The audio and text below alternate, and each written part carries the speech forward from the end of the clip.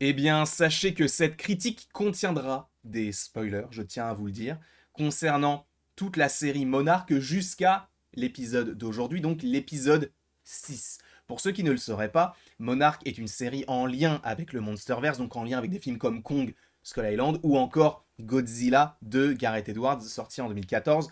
C'est une série qui s'établit sur plusieurs temporalités différentes, donc on est notamment dans les années 50-60, et on est à une période un petit peu révolue par rapport à 2023, puisqu'on est en 2015, un an après le G-Day, entre guillemets, donc le moment que nous avons eu dans le film Godzilla, donc avec Aaron Taylor Johnson, avec Bryan Cranston ou encore Elizabeth Olsen, pour ne citer que. Et là, on a une série qui essaye de rendre un petit peu plus humain cet univers, parce que c'est vrai que la plupart du temps, dans ce genre de film, même s'il faut mettre un petit peu de côté les deux premiers, hein, Kong, Skull Island et Godzilla, on n'a pas trop l'aspect humain. Et là, cette série sert totalement ce pan de cet univers. Et il y a du très très bon, j'adore la série, j'adore me lever le matin, le vendredi, en me disant, nouvel épisode de Monarch, je vais pouvoir vous en parler, ça va être cool. Et c'est vrai que les deux, trois derniers épisodes, c'était un petit peu en deçà. Selon moi, on était surtout focalisé sur le petit groupe de jeunes qui est donc présent dans le présent révolu, donc en 2015, avec May, Kentaro et Kate. Ce trio, je n'y crois pas. Et je n'y crois pas parce que c'est redondant. C'est toujours la même chose. Alors, à tel point que je n'ai pas de photo d'eux, mais c'est toujours le côté de ah, mais on va se contredire. Ah, mais non, mais moi en fait, je veux retrouver mon père. Ouais, mais oui, mais. Ah, frère, c'est chiant. C'est chiant et je t'avoue que là, pour le coup, ils ne vont pas me perdre là-dessus parce que je vais continuer la série et j'adore ce que je vois.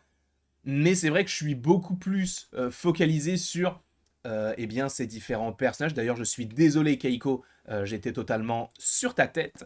Mais oui, Keiko, Bill, ou encore, bien évidemment, le petit Lee Shaw dans le passé. Donc là, on est en 1955, on continue donc les tests et on voit que, et c'est ça qui est très intéressant à mon sens dans cet épisode-là, c'est le côté de Monarque qui commence à se militariser, entre guillemets, là où Licho a déserté, entre gros guillemets, et a voulu donc ne plus négocier le contrat, mais a voulu donc rejoindre Keiko. Je vous l'avais dit, hein, qu'il y avait un petit bis-bis, ils se sont fait un bisou. Alors, il est vrai qu'on sait que Keiko et Bill ont eu un enfant, donc c'est le petit bonhomme qu'ils sont en train de chercher même dans le présent et qu'on a retrouvé par ailleurs.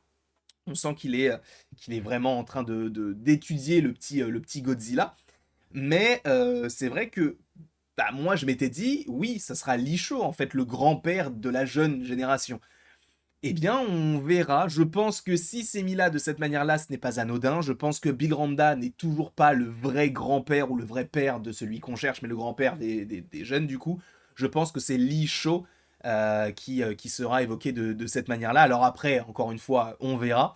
Mais je trouve que la série est bien construite avec pas mal de scènes dans le passé, notamment en 1955, où justement il va y avoir notamment un montage alterné entre le moment où on va essayer de découvrir quelle est la créature qui se cache donc dans ce lac au Japon, et on va très vite comprendre que c'est Godzilla, et le montage alterné avec le Godzilla qui n'est autre que... Enfin, il est en train de se reposer, tout simplement, et il est en Algérie. Enfin, il est dans la partie du Sahara algérien.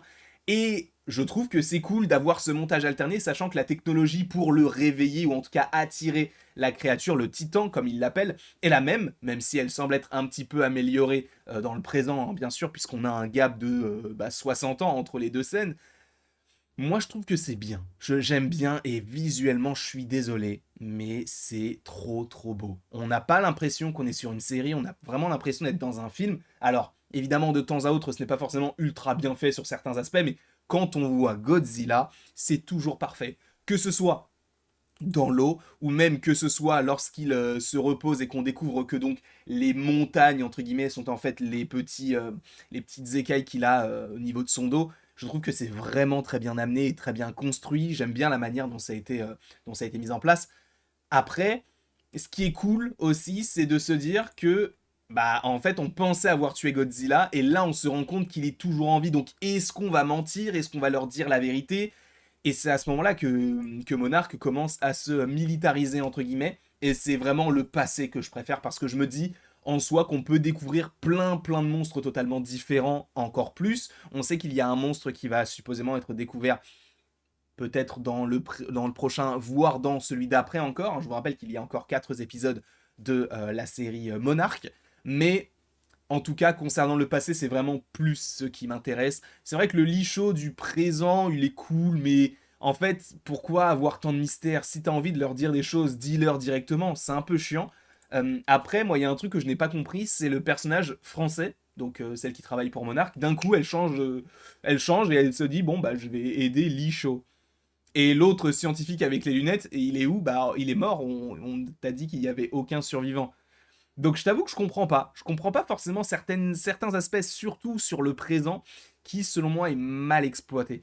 S'ils avaient fait une série Monarch qu'avec le passé, donc avec donc Lee Shaw, avec Bill et donc avec le personnage de Keiko, je me serais dit ouais c'est cool parce qu'en plus de ça la temporalité change et tout. Là ce n'est pas que c'est mal construit, c'est juste que le présent en fait est tellement pour l'instant mal amené et inutile à mon sens pour l'instant, encore une fois, que bah, je préfère totalement quand on revient dans le passé. Donc c'est pour ça que l'épisode précédent, il était cool, mais il n'était pas non plus transcendant. Et là, j'ai un petit problème, entre guillemets, c'est l'épisode qui arrive, parce que sur Apple TV+, donc je crois qu'en plus j'avais dit Amazon Prime, pas du tout, c'est sur Apple TV+, on a donc le synopsis et le titre du prochain épisode qui sort donc la semaine prochaine, le 22 décembre, et on découvre que l'épisode sera quasiment centré sur May. Mais je la déteste en fait. Je n'arrive pas à savoir déjà pourquoi est-ce qu'elle est là. Alors je pense qu'on aura plus d'informations là dans cet épisode-là. Je n'arrive pas à avoir une certaine alchimie entre les 3 personnages. Pour moi, ça fonctionne vraiment pas et je n'aime pas du tout ni Kentaro, ni May. Kate, à la limite, c'est un bon perso. Enfin, tu sens que c'est le personnage principal de ce petit groupe-là, mais et encore, je trouve que ils auraient pu faire bien mieux sur leurs histoires respectives. Là, Kentaro, vraiment, il a aucun intérêt dans cet épisode-là. May, elle contacte, mais tu sais pas pourquoi. Et Kate, elle est toujours dans la négation. Donc, c'est un peu redondant, un petit peu embêtant de voir cette petite équipe évoluer de cette manière-là, parce que bah, c'était quand même bien parti, même si May, je l'ai jamais aimé.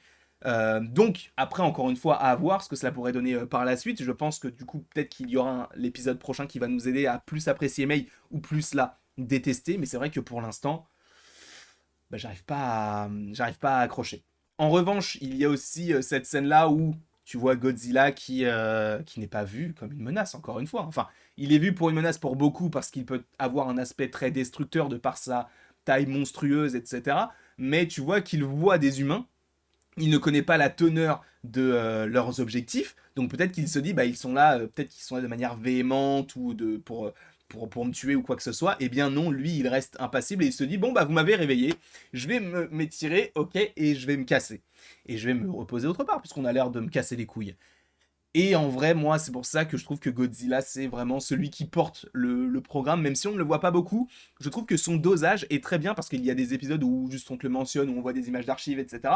Et des nouvelles images comme celle-ci, que ce soit encore une fois dans l'eau, dans le lac japonais, ou encore en Algérie quand il sort du sable. Moi, je trouve que c'est très cool et visuellement, encore une fois, c'est magnifique. Quoi qu'il en soit, n'hésitez pas vous dans les commentaires à me dire ce que vous en avez pensé. Je ne suis pas sûr hein, que cette série hype grand monde hein, de par le fait que bah, ce soit sur Apple TV+.